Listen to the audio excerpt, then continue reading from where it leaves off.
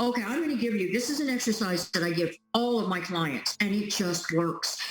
When you have a moment where stress shows up for you, or when anything shows up for you that is not a welcome experience emotionally, that is just not, you just don't want it in this particular moment, all you have to do is ground. And what I've got is a grounding exercise to bring you fully present in the moment. And it just works. It's really, really simple. The processes I go through, they're very simple. They're not the complicated things that everybody supports it has been. And so the grounding tool that I give my clients, you check your gut. When your gut is not peaceful, you are not grounded and you are not present. So all this is about is so that you can become present. And you do it in this order because it has to do with the way in which the brain starts recreating imagery.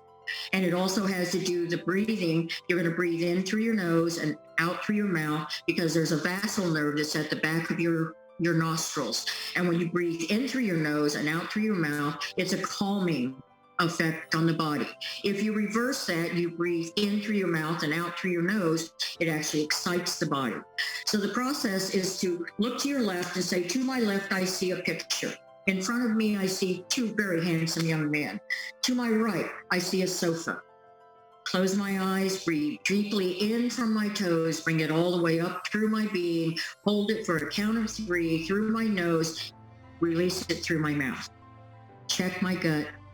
It's the combination of actually bringing yourself physically into the presence of what's material and around you, and then also having the breathing to help your body start producing different chemicals so that in the present moment you can let go of that baggage that you're clinging on to from the past. And you do these in sets of 3. And you just continue to do that until your gut is peaceful. And it will bring you present every time. Now, it may only be for a very few seconds, but everyone experiences presence doing this for a short amount of time. And if you just keep doing it every time anxiety shows up, you're getting ready to go for a job interview and you're just nervous and you're scared, do this exercise. The fear disappears. This is just literally an exercise that is nothing more than looking to your left, finding something in your environment that you physically focus on, saying it out loud, because there's a process that goes with the mental imagery of also creating the auditory sound that you hear, changing your perspective of your vision, changing it directly in front of you. It just brings your focus. Everything is about being present in your environment and creating artificial observation. And so, yes, later on, what we will then go through with the process I'll start taking my clients through later on is going to be a more complex observation of when the emotions show up, of just being the strong observer, of seeing anger and being able to allow it to just be there, because there's nothing about control, there's nothing about getting rid of. It's about understanding that there's a separation. There's not an identity. There's a separation between the experience of what you feel and who you are in the present moment. And it's to be able to have that separation that will give you the power of choice. Because as long as you are seeking a solution, I tell everyone, try everything on. Try it all on. You're going to find different things work differently for different people.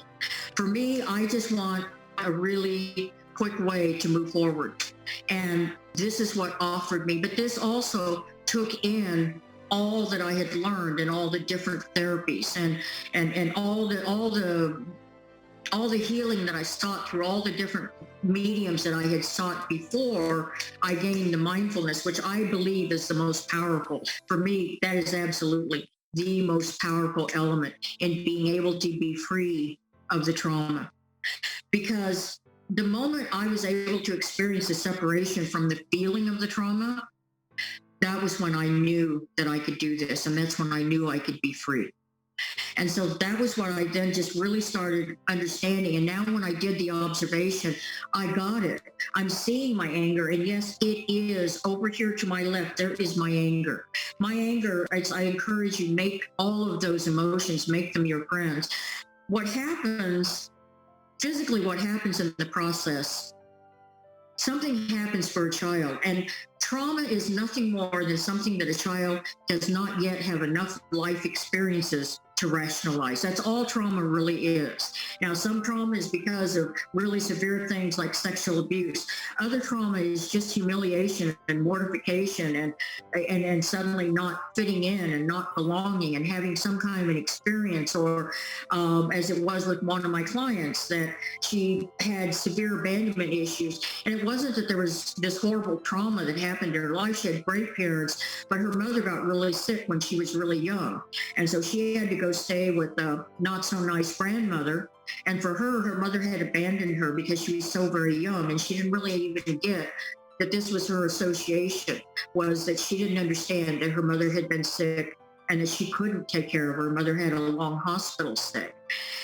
So she didn't have tremendous trauma, but yet her abandonment issues were exactly the same as my abandonment issues from being found in a trash can and given up by biological parents. They were exactly the same. So when I was able to have the separation, when I got that over here, when the abandonment issue, when that showed up, all that's happening is it's triggering a memory that when I was a child, when I was abandoned, when I was put in that trash can and I started crying, something happened for me that said, oh my God, I can't trust the world. No one's ever going to be there for me. And then I just waited for everyone to abandon me because I already had the prediction that that's the way it was going to happen. I arrive at the States, abandonment happens in the abuse and the adoption. I then start recreating all kinds of relationships that end in abandonment because that's what I believe is going to be happening. And so that's what I created. So she did the exact same thing. And the reason why I'm saying this is because not all trauma is because of something that is horrific, the way that we look at the world as being horrific. It is nothing more than a child becomes extremely overwhelmed by something that they cannot explain because they don't have life experiences yet that say, I can understand this. I can make sense of this. My adopted mother hates me because she has had some extremely horrible experiences in her lifetime, and I'm something she cannot understand or rationalize.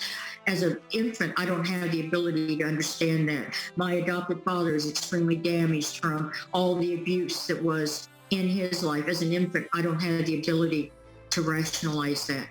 So the stories that I create about all of those events are the stories that I then take into my adulthood and then start recreating for myself.